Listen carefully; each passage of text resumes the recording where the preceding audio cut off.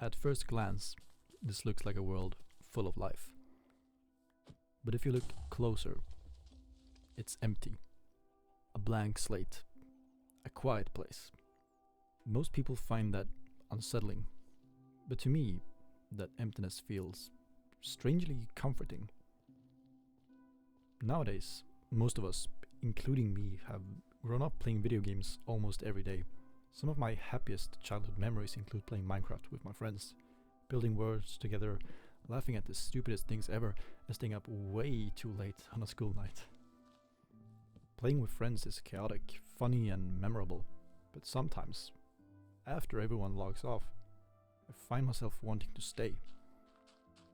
In the end, I always keep coming back to the single-player worlds, the ones where it's just me.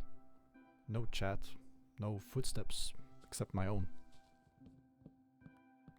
It's like sleeping under a warm blanket while it's freezing outside.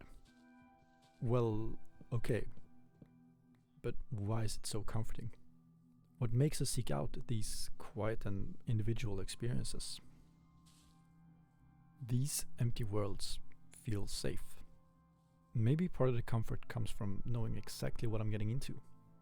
When I chop down a tree or mine for diamonds, it's something I've done hundreds of times before.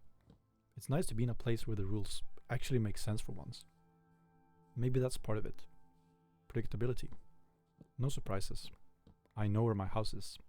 I know where I put different builds and farms. I know that if I plant these seeds, I'll eventually come back to a field full of wheat. Nothing is really going to happen unless I make it happen.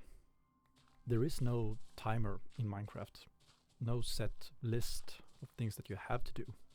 In a lot of games, you have quests, objectives, missions, and battle passes. Minecraft basically says, here's a world. Figure it out, bro. You don't have to save anyone. You don't have to win. You don't even have to be productive. When my life is full of urges and musts, the gameplay offers a peaceful contrast. Real life is chaotic. Minecraft is not.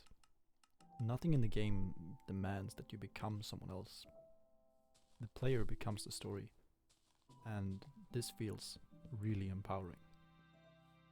I remember slowly starting a build and figuring it out over late nights and weekends. It feels far more powerful than the fast rewards I get if I'm playing some other game.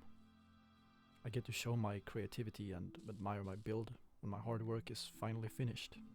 The feedback is slower. I plant a tree, I mine the iron, I smelt it, I make a bucket, I build a farm, and then I wait. Since the rewards take time, I remember the process. The farm isn't just a farm anymore.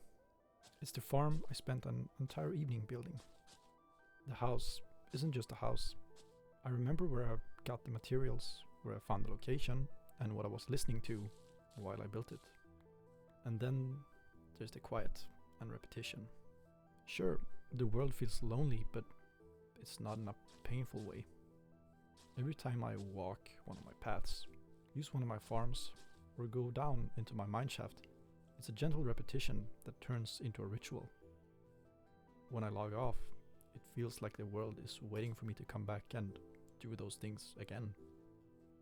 And maybe that's why calling these worlds empty isn't quite right. They're empty of people, empty of notifications, empty of someone telling you what to do. But they're not empty of meaning. Your house, your farms, your paths, your mines, all of your mistakes and unfinished projects.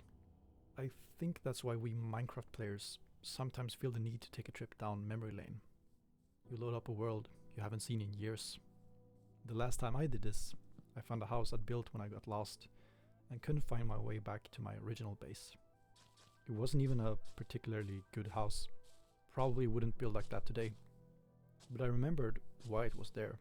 I remember being lost, trying to find my way home and eventually deciding, fine, I guess this is home now. It was like opening a time capsule from 6 years ago when I was a lot younger. Maybe that's what makes these empty worlds so comforting. They're quiet enough for us to hear ourselves. We return to them years later. The landscape hasn't changed. The house is still there, the mine, and the unfinished project, yeah, it's still waiting. But you have changed. There is still no one telling you where to go, no objective forcing you forward, just a world you built, patiently waiting for you to come back. And maybe that's why, even after all of these years, I still find myself coming back to the comfort of these empty worlds.